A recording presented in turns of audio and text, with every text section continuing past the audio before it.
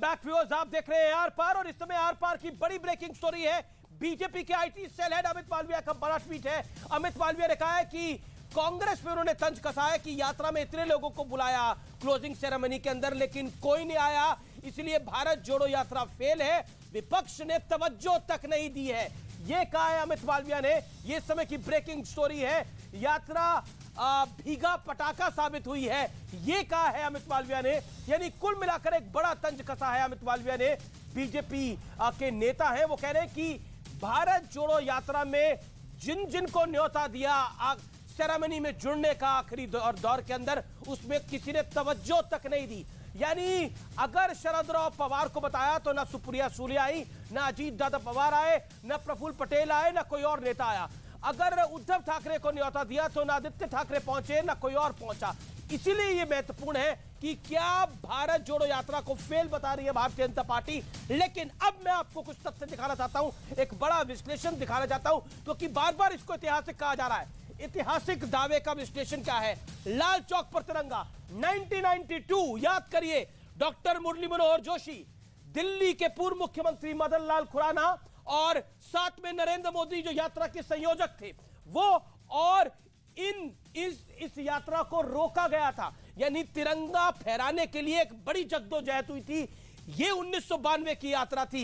याद करिए, बाबरी डिमोलिशन के बाद ये यात्रा निकली थी, जिसके संयोजक नरेंद्र मोदी थे, डॉक्टर मुरली मनोहर जोशी बीजेपी के बड़े नेता थे, मदन लाल खुराना तस्वीर में दिख रहे हैं आपको पीछे। वो एक यात्रा थी जिसमें तिरंगा फहराने के लिए रोका गया था। भारतीय जनता युवा मोर्चा की यात्रा, लाल चौक पर तिरंगा फहराया। अनुराग ठाकुर चले बंगाल से इस यात्रा को लेकर और इनको जम्मू और कश्मीर के बॉर्डर पर रोक दिया गया। अरुण जेटली, सुषमा जी को भी पकड़ा गया था और बीजेवीआईएम के यानी भारतीय जनता युवा मोर्चा के एक और मंडल ने जाके वहां पर झंडा फहराया था। यहां पर भी तिरंगे को फहराने से रोका गया था और यहां पर सुरक्षा के घेरे के बीच में तिरंगे को फहराने दिया गया।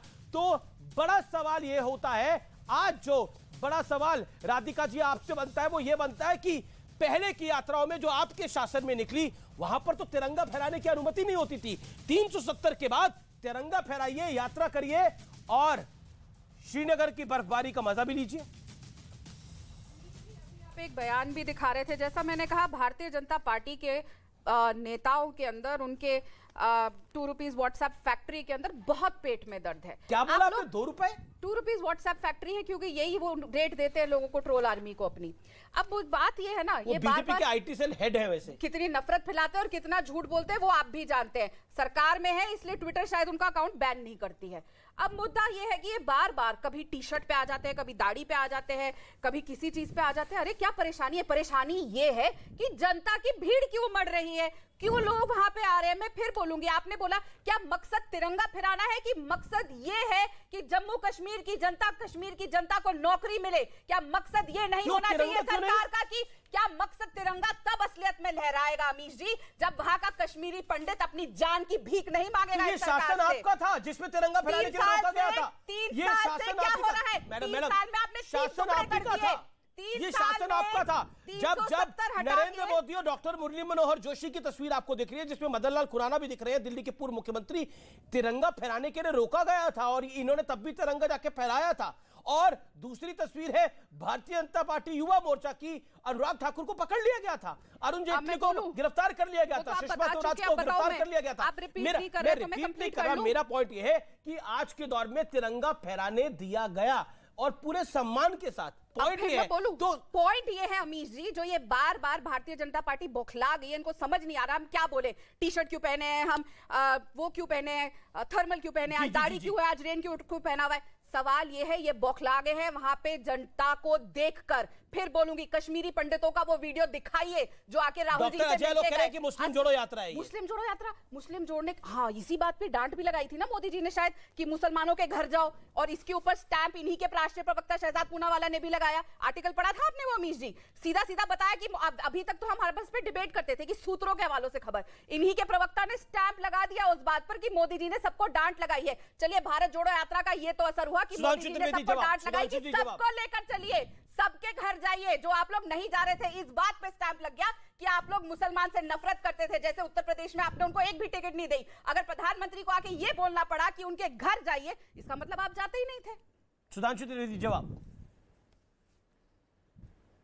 देखिए, अभी कश्मीरी पंडितों के वीडियो की बात करती हुई राधिका खेड़ा जी कश्मीरी पंडितों के फिल्म और जुल्म के ऊपर चुप।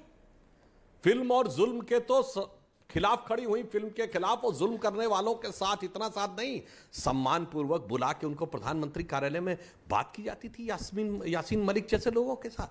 आपके जमाने में कश्मीर में कश्मीरी पंडितों पर जुल्म करने वाले वो लोग जिनकी सियासी सरपरस्ती करने वाले हुर्रियत के नेता जलवाए जलाल से दिल्ली आते थे, रेड कार्पेट वेलकम के साथ आते थे, दामाद की तरह आते थे। आज दिल्ली आते एनआईए की पेशी में, आज आते हैं ईडी के मुकदमे में, और अब आज उनका श्रीनगर का ऑफिस की भी कुर्की हो गई। इतना भारी अंतर है हमारे और आप में। और हम यह भी कहना चाहते हैं कि जो इन्होंने बात कही, उस राष्ट्रीय कार्य समिति में मैं था।